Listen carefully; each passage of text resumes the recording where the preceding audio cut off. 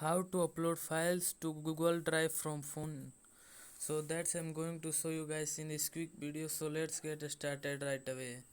The very first thing you have to do is go to the Google Drive, and here you can see when you go to the Google Drive, this is your home page where whatever video you upload it's on. So that's basically it. So you have to add upload files to Google Drive from phone.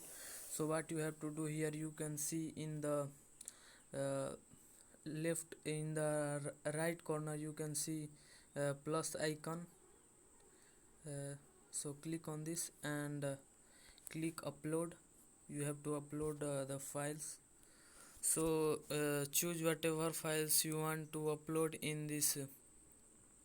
So I want to choose this file, like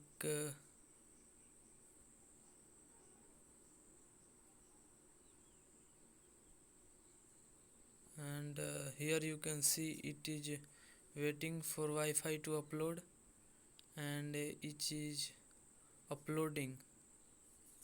And